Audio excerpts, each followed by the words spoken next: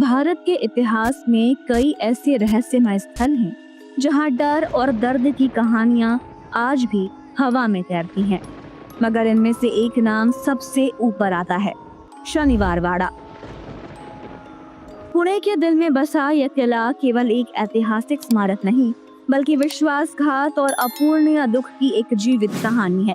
कहते हैं इस किले की दीवारें आज भी उन चीखों को अपने भीतर समेटे हुए है जो सदियों पहले गूंजती थी, यानी चाचा मुझे बचा लो। इस भव्य किले का निर्माण 1730 में मराठा साम्राज्य के प्रसिद्ध पेशवा बाजीराव प्रथम ने करवाया था। ये एक 13 मंजिला शानदार इमारत थी जो सुंदर कला का बेजोड़ उदाहरण थी।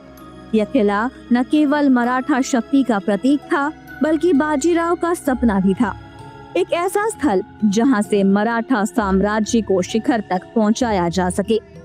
लेकिन इस किले की भव्यता ज्यादा समय तक टिकी नहीं। पेशवा बाजीराव का जीवन स्वयं एक दुखद प्रेम कहानी में बदल गया। उन्हें अपनी पत्नी काशीबाई और बेटे नाना साहेब से विश्वासघात मिला और उनकी प्रेमिका मस्तानी से जबरन जुदा कर दिया गया। इस गहरे भावनात्मक आघात ने बाजीराव को तोड़ दिया और कुछ ही समय में उनकी मृत्यु हो गई।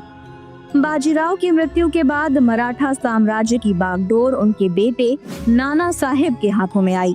नाना साहेब के 3 पुत्र थे, विश्वासराव, माधवराव और नारायण राव। पानीपत की तीसरी लड़ाई में विश्वासराव वीरगति को प्राप्त हुए और माधवराव ने खुद को उनकी मौत के लिए जिम्मेदार मानते हुए आत्महत्या कर ली। अब सत्ता की बारी थी सबसे छोटे बेटे नारायण राव की। महज 17 वर्ष की उम्र में उन्हें पेशवा घोषित किया गया, लेकिन उनके चाचा रघुनाथ राव यानी राघोबा को ये बात रास नहीं आई।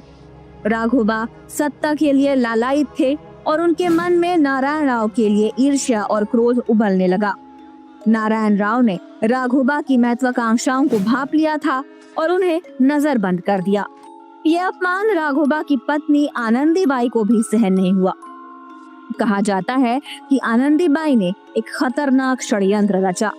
गणेशोत्सव के आखिरी दिन जब किले के चारों ओर शोर और धूमधाम थी, उसी रात आनंदीबाई ने कुछ गर्दी यानी भाड़े के हत्यारों को किले में घुसा दिया। नारायण राव गहरी नींद में थे, लेकिन जब शोर से उनकी नींद टूटी और उन्होंने देखा कि हत्यारे उनके कमरे में घुस चुके हैं, वो घबराकर अपने चाचा की ओर भागे। उनके मुंह से बार बार बस एक ही चीख निकली, गर्दियों ने नारायण राव को पकड़ लिया और उनके शरीर के टुकड़े टुकड़े कर नदी में फेंक दिया। एक निर्दोष 17 वर्षीय राजा की दर्दनाक हत्या ने शनिवार वाड़ा को श्रापित बना दिया। कहा जाता है कि नारायण राव की आत्मा को आज तक शांति नहीं मिली।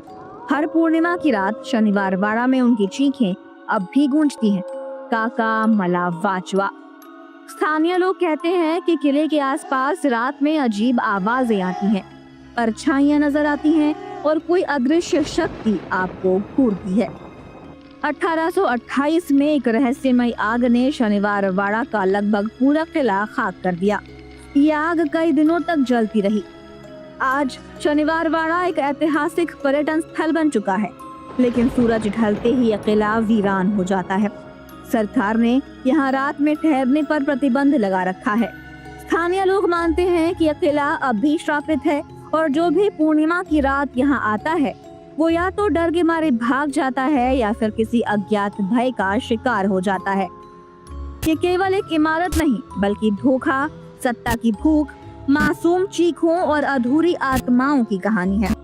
तो अगली बार जब आप पुणे जाएं, इस किले को जरूर देखें, लेकिन दिन में ही। और अगर कभी पूर्णिमा की रात आपने वहां जाने की सोची, तो याद रखें,